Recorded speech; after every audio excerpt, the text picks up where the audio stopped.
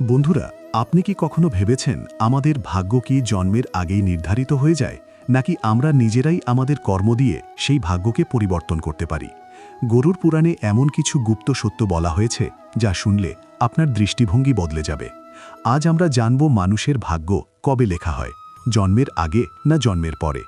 আর জানতে পারবেন কিভাবে ভগবান শ্রীকৃষ্ণ নিজেই এই রহস্যের উত্তর দিয়েছিলেন। তাই ভিডিওটি একদম শেষ পর্যন্ত মনোযোগ দিয়ে দেখুন, কারণ আজকে এই জ্ঞান আপনার জীবন বদলে দিতে পারে। বন্ধুরা, আমাদের ভাগ্য কি আগে থেকেই লেখা থাকে? আমাদের ভাগ্যে যা কিছু ঘটে তা কি আগেই নির্দিষ্ট থাকে? বন্ধুরা, গরুর পুরাণে বলা হয়েছে যে মানুষের ভাগ্যে জন্ম থেকে মৃত্যু পর্যন্ত যা কিছু ঘটে তা পূর্বেই নির্ধারিত থাকে। বন্ধুরা, মৃত্যু ও জন্মই এমন একটি সত্য যা কেউ পাল্টাতে পারে না। কিন্তু আমরা জানি না আমাদের ভাগ্য কি আমাদের জন্মের আগেই লেখা থাকে নাকি জন্মের পরে। তবে গরুর পুরাণের জন্ম, মরণ, কর্ম সম্বন্ধে বিস্তৃতভাবে তথ্য দেয়া আছে। তাই চলুন শুরু করা যাক গরুর পুরাণের সেই জ্ঞানবর্ধক উপস্থাপনা থেকে, যে কোন মানুষের ভাগ্য কখন লেখা হয়। কি মানুষ ভাগ্য তার জন্মের আগে লেখা হয় নাকি জন্মের পরে? নমস্কার বন্ধুরা, স্বাগত আমাদের চ্যানেল সনাতন জ্ঞানে। বন্ধুরা, গরুর পুরাণের এই জ্ঞানবর্ধক উপস্থাপনায় আপনি আর না হারিয়ে যাওয়ার আগে আমরা বলি, এই ভিডিওটি অর্ধেক করে দেখে ভুল করবেন না, কারণ এটি গরুর পুরাণের জ্ঞানবর্ধক উপস্থাপনা যা আপনার জীবনের সঙ্গে জড়িত। গরুর পুরাণের এই রহস্যময় জ্ঞান জানার পর আপনার জীবনের লোভ, ক্রোধ, মোহ, দুঃখের অবসান ঘটবে। বন্ধুরা, ভগবান শ্রীকৃষ্ণ বলেন, কখনোই গরুর পুরাণের কথাগুলো অর্ধেক শোনা চলবে না, কারণ অর্ধেক জ্ঞান বিশেষ সমান। তাই বন্ধুরা, অনুরোধ করা হলো এই ভিডিওটি স্কিপ না করে শেষ পর্যন্ত দেখুন। সাথে ভিডিওটি একটি লাইক দিন এবং চ্যানেলটি সাবস্ক্রাইব করে নিন। এবং হ্যাঁ বন্ধুরা, কমেন্ট বক্সে জয় শ্রীকৃষ্ণ লিখে ঈশ্বরকে আপনার কৃতজ্ঞতা জানান। এতে আপনার জীবনের সমস্ত দুঃখের অবসান হবে। চলুন বন্ধুরা, জেনে নিই গরুর পুরাণে শ্রীকৃষ্ণ কি বলেছেন, যে প্রতিটি মানুষের জীবনে যা কিছু ঘটে তা জন্মের আগে থেকেই নির্ধারিত থাকে। এটি কেউ বদলাতে পারে না। বন্ধুরা, গরুর পুরাণ আমাদের শেখায় জন্ম, মরণ থেকে শুরু করে বর্তমান জীবন কিভাবে যাপন করতে হয় এগুলো সম্পর্কে। আসুন আজ একটি কাহিনীর মাধ্যমে জানি যে আমাদের ভাগ্য জন্মের আগে লেখা হয় নাকি জন্মের পরে, যা গরুর পুরাণ, স্কান্দ পুরাণ দ্বারা বলা হয়েছে এবং যা শ্রীকৃষ্ণ নিজে নারদকে বলেছিলেন। আজ আমরা সেই কথিত কাহিনী জানব। বন্ধুরা, এক সময়ের কথা, দ্বারকা নগরীতে দিন শ্রীকৃষ্ণ তার দিব্য আসনে বসেছেন। তখন দেবতাগণদের মধ্যে নারদ নারায়ণ নারায়ণ জপ করে তার কাছে আসেন এবং প্রণাম করে বললেন, হে প্রভু, আপনি ত্রিকালদর্শী। আমি শুনেছি যে যে জীব মানুষ হিসেবে জন্ম নেয় তার ভাগ্য কি আগে থেকেই লেখা থাকে। হে প্রভু, আমি জানতে চাই, মানুষের সাথে যা কিছু ঘটে তা কি তার জন্মের আগে নির্ধারিত থাকে নাকি সে পূর্বজন্মের ফল ভোগ করে? এটি কি সত্য নাকি আমরা আমাদের পরিশ্রম ও কর্মে এটি বদলাতে পারি? তারপর ভগবান শ্রীকৃষ্ণ নারদের কথা শুনে হাসলেন এবং বললেন, হে নারদ, তোমার প্রশ্নটি অত্যন্ত গুণগাহী ও গুরুত্বপূর্ণ, যা মানবজাতির জন্য জন্ম, কর্ম ও মৃত্যু নির্ভর। তারপর শ্রীকৃষ্ণ বললেন, হে নারদ, আমি তোমায় একটি কাহিনী বলছি, যা কেবল তোমার এই প্রশ্নের উত্তর দেবে না, বরং প্রতিটি মানুষের জন্য একটি সতর্ক বার্তা ও অনুপ্রেরণাও হবে। তুমি এই কাহিনী মনোযোগ দিয়ে শেষ পর্যন্ত শোনো। কৃষ্ণ বললেন, হে নারদ, এই গরুর পুরাণের অংশ, যা এটি কাহিনী, তা অর্ধেক শুনে যারা ভুল করেন তাদের উপর দারুণ বিপদ নেমে আসে। কারণ অর্ধেক জ্ঞান সবসময় বিষের মতো কার্য করে। কৃষ্ণ বললেন, হে নারদ, এই কলিযুগের পরিপূর্ণ জগতের মধ্যে যে মানুষ এই কাহিনী মনোযোগ দিয়ে শেষ পর্যন্ত শোনে এবং বোঝে, তাকেই সংসার থেকে সমস্ত পাপ কর্ম, ক্রোধ ও মোহের মুক্তি লাভ করা যায়। তখন নারদজি ভগবানকে বললেন, হে প্রভু, আমি সেই কাহিনীটি সম্পূর্ণ মনোযোগ দিয়ে শেষ পর্যন্ত শুনব। আপনি নিশ্চিন্তে সেই কাহিনী বলুন। তখন শ্রীকৃষ্ণ হাসিমুখে বললেন, হে নারদ, প্রাচীনকালে এক বিশাল এবং সমৃদ্ধ রাজ্য ছিল, যার নাম ছিল অক্ষয়পুরী। সেই রাজ্যের রাজা ছিলেন রত্নধর নামে এক মহাধার্মিক ও ন্যায়পরায়ণ শাসক। তিনি সর্বদা নিজের প্রজাদের কল্যাণে নিবেদিত ছিলেন এবং ধর্মের পথে অবিচল থেকে রাজ্য পরিচালনা করতেন। কিন্তু রাজা রত্নধরের একমাত্র আকাঙ্ক্ষা ছিল, তিনি ভগবানের কাছ থেকে একটি সন্তানের আশীর্বাদ পেতে চান, যাতে তার রাজ্যের দায়িত্ব কোনো যোগ্য উত্তরাধিকারীর হাতে সমর্পণ করতে পারেন। তখন হে নারদ, রাজা রত্নধর ও তার রানী বহু বছর ধরে কঠোর তপস্যা করলেন। তাদের এই অদম্য সাধনায় সন্তুষ্ট হয়ে ভগবান শিব তাদের একটি সন্তানের বর দিলেন। কিছুদিন পরে ভগবান শিবের আশীর্বাদে রানী গর্ভবতী হলেন এবং রাজা দুজনেই অপরিসীম আনন্দে ভরে উঠলেন। তারা ভাবলেন তাদের সন্তান একদিন মহান রাজা হবে, যিনি রাজ্যকে সুখ ও সমৃদ্ধির পথে নিয়ে যাবেন। কিন্তু হে নারদ, যখন রানী সন্তানের জন্ম দিলেন, তখন দেখা গেল শিশুটি শারীরিকভাবে বিকলাঙ্গ ও দুর্বল, তার শরীরের হাড়গুলো বেঁকে গিয়েছিল এবং সে নিজের শরীর নাড়াতেও অক্ষম ছিল। এই দৃশ্য দেখে রাজা রত্নধরের হৃদয় ভেঙে গেল। দুঃখে তিনি ভগবানের দিকে মুখ তুলে প্রশ্ন করলেন, হে প্রভু, আমি এত তপস্যা করেছি, এত যজ্ঞ করেছি, ভগবান শিবের আশীর্বাদও পেয়েছি, তবু আমার সন্তানের এই রূপ কেন? আমার সন্তানের জন্ম বিকলাঙ্গ কেন হলো? এটি কি আমার ভাগ্যে আগে থেকেই লেখা ছিল? তখন ভগবান শ্রীকৃষ্ণ মৃদু হাসলেন এবং বললেন, হে রাজা, তুমি যা বলছো তা সত্য, তোমার সন্তান বিকলাঙ্গ জন্মেছে, কিন্তু তুমি কি জানো কেন এমন হলো? এটি তোমার পূর্বজন্মের কর্মফলের ফল। এটি তোমার অতীত জীবনের কর্মেরই প্রতিফলন, যা তোমার ভাগ্যে লেখা ছিল। কিন্তু মনে রেখো, এর মানে এই নয় যে তোমার ভাগ্য সম্পূর্ণ পূর্ব নির্ধারিত। এই ঘটনা ঘটেছে তোমার এবং তোমার পুত্রের পূর্বজন্মের কর্মের কারণে, যা বহু জন্মের সঙ্গে জড়িত। তখন রাজা অবাক হয়ে প্রশ্ন করলেন, হে প্রভু, তাহলে কি সত্যি ভাগ্য আগে থেকেই লেখা থাকে?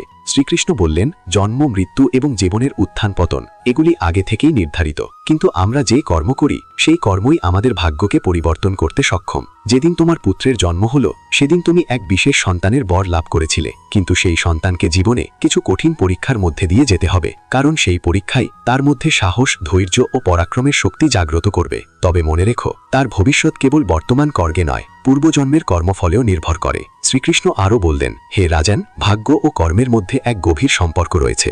আমাদের কর্মই আমাদের ভাগ্যের নির্মাতা। এই কারণেই আমাদের জীবনে কর্ম সর্বদা ধর্ম ও সত্যের পথে হওয়া উচিত। জীবনে যা কিছু ঘটে তা সবই পূর্বজন্মের কর্মের ফল। তোমার পুত্র বিকলাঙ্গ জন্মেছে কারণ সেটি তার আত্মার পূর্বজন্মের কর্মফল। যখন কোনো আত্মা পুণ্যবান রূপে জন্ম নেয় তখন তার জীবনে কিছু না কিছু কষ্ট ও সংগ্রাম আসবেই, কারণ এই কষ্টের মধ্যে দিয়েই আত্মা পূর্বজন্মের ঋণ ও কর্মফল থেকে মুক্তি পায়। কিন্তু মনে রেখো, তোমার পুত্রের জীবনের এই কষ্ট কোনো অভিশাপ নয়, এটি এক পরীক্ষা। যদি সে ধৈর্য ও সাহস নিয়ে এই পরীক্ষার সম্মুখীন হয় তাহলে সে জীবনে যত পাপ, কর্ম, ক্রোধ ও মোহ থেকে মুক্তি পেতে পারে। তখন নারদী বললেন, হে প্রভু, আমি সেই কাহিনী সম্পূর্ণ মনোযোগ দিয়ে শেষ পর্যন্ত শুনব। আপনি নিশ্চিন্তে সেই কাহিনী বলুন। তখন শ্রীকৃষ্ণ বললেন, হে নারদ, মানুষ নিজের ভাগ্যকে পরিবর্তন করতে পারে। একদিন তোমার সেই পুত্র সেই কাজই করবে যার কল্পনা তুমি নিজের জীবনে করেছিলে। তখন রাজা রত্নধর প্রশ্ন করলেন, হে প্রভু, আমিও আমার পুত্র কি আমাদের ভাগ্য পরিবর্তন করতে পারব? শ্রীকৃষ্ণ উত্তর দিলেন, অবশ্যই, তোমরা দুজনেই নিজেদের ভাগ্য পরিবর্তন করতে পারো। তোমার পুত্র জন্মের সময় যে বিকলাঙ্গতা নিয়ে জন্মেছিল সেটি তার পূর্বজন্মের কর্মফল, কিন্তু তার ভবিষ্যৎ নির্ভর করছে তোমার বর্তমান শুভ কর্মের ওপর। যদি তুমি তাকে সাহস, ধৈর্য ও আত্মবিশ্বাস দাও তবে সে নিজের ভাগ্য পরিবর্তন করতে পারবে। তোমার শুভ কর্মের ফলে একদিন সে মহান হবে এবং রাজ্যের ভার সামলাতে সক্ষম হবে। এরপর শ্রীকৃষ্ণ আরও বললেন, ভাগ্য এক চক্রের মতো যা কর্মের ওপর ভিত্তি করে ঘুরতে থাকে। যখন তুমি শুভ কর্ম করো তখন তোমার ভাগ্য আনন্দময় হয়ে ওঠে। এরপর রাজা রত্নধর জিজ্ঞাসা করলেন, হে প্রভু, তাহলে কি ভাগ্য নিশ্চিন্তভাবে পূর্বজন্মের কর্মের সঙ্গে যুক্ত? শ্রীকৃষ্ণ বললেন, হ্যাঁ, কিন্তু তাকে পরিবর্তনের শক্তি তোমার হাতেই রয়েছে। যদি তুমি সৎকর্ম করো তবে তুমি তোমার ভাগ্য পরিবর্তন করতে পারো। পাশাপাশি ভক্তি, সাধনা ও সেবার মাধ্যমে ভাগ্য বদলানো যায়। ভগবানের ভক্তির দ্বারা ঈশ্বরকে সন্তুষ্ট করে মানুষ তার ভাগ্য পরিবর্তন করতে পারে। যদি তুমি তোমার পুত্রকে শিক্ষা দাও যে সাহস ও আত্মবিশ্বাস নিয়ে জীবনের সংগ্রামের মুখোমুখি হতে হয়, তবে সে নিজের ভাগ্য পরিবর্তন করতে সক্ষম হবে। রাজা রত্নধর ভগবান শ্রীকৃষ্ণের কথাগুলি গভীরভাবে আত্মস্থ করলেন এবং নিজের পুত্রকে শিক্ষিত করার দৃঢ় সংকল্প নিলেন। তিনি পুত্রকে জীবনের কঠিন পরিস্থিতিতেও সাহস ও বিশ্বাস নিয়ে বেঁচে থাকার অনুপ্রেরণা দিলেন। সময়ের সঙ্গে সঙ্গে সেই বিকলাঙ্গ পুত্র নিজের আত্মবিশ্বাস ও পরিশ্রম দিয়ে সমাজে গুরুত্বপূর্ণ স্থান অর্জন করল। তার সংগ্রামশীলতা ও সাহস তাকে রাজ্যের সম্মান এনে দিল। তখন শ্রীকৃষ্ণ বললেন, হে নারদ, তুমি বোঝো, ভাগ্য এক চলমান প্রক্রিয়া যা কর্মের ভিত্তিতে পরিবর্তিত হয়। যারা নিজেদের কর্মকে সংশোধন করে ও ঈশ্বরের শরণে যায় তাদের ভাগ্য পরিবর্তিত হয়। এটি শুধু কর্ম নয়, এটি জীবনের সংগ্রাম ও সেই কর্মের ফল। এরপর শ্রীকৃষ্ণ বললেন, হে নারদ, এই সংসার কর্মের আয়না। মানুষ যেমন কর্ম করে তেমনই ফল ভোগ করে। মানুষকে সর্বদা মনে রাখা উচিত, মাতা পিতার সেবা, অন্যের সাহায্য ও ঈশ্বরের ধ্যানই সর্বোচ্চ ধর্ম।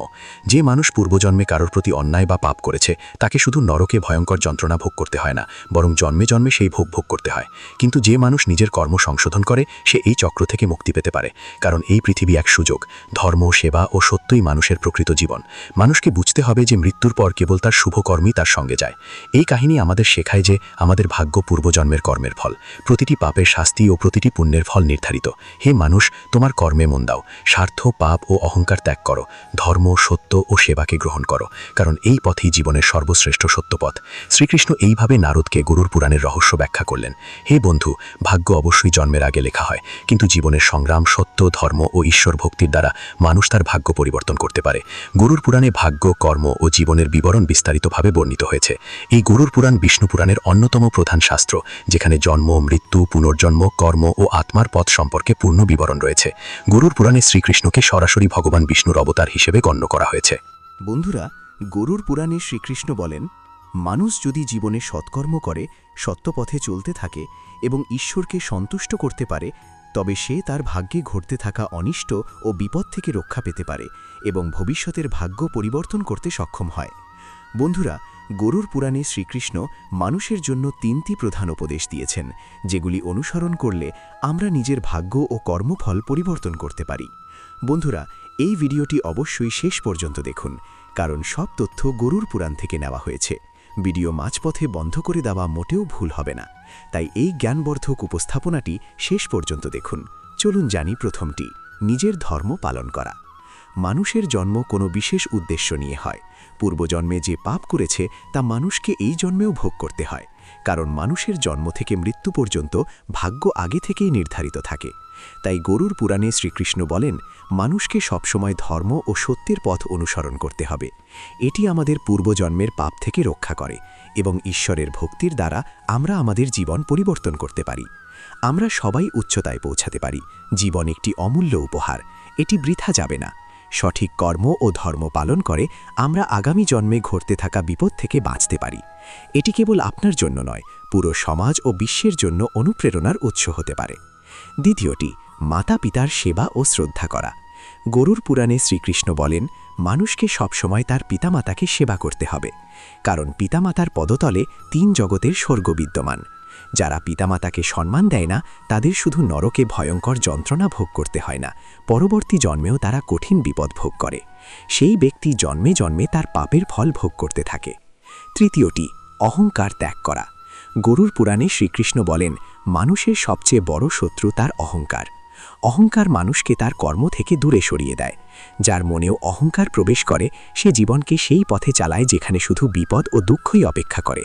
সেই ব্যক্তি শুধু নরকের যন্ত্রণা ভোগ করে না, বরং তার আসন্ন ভাগ্যকেও নরকের দিকে নিয়ে যায়। তাই মানুষকে সবসময় সত্য, ধর্ম ও প্রেমের ভাবনা রাখতে হবে। এটি বর্তমান জীবন ও ভবিষ্যতের ভাগ্যকে সুখী রাখে। বন্ধুরা, গরুর পুরাণ আমাদের শেখায়, জীবন আমাদের কর্মের ফল। এই গ্রন্থ আমাদের অনুপ্রেরণা দেয় যে জীবনে ধর্ম, সত্য ও পরোপকার পালন করা সবচেয়ে বড় কর্তব্য। আত্মার মুক্তি এবং আগামী জন্মে উন্নত অবস্থান লাভ করতে মানুষকে তার কর্মের প্রতি মনোযোগ দিতে হবে। বন্ধুরা, গরুর পুরাণ হিন্দু ধর্মের অন্যতম গ্রহণ গ্রন্থ।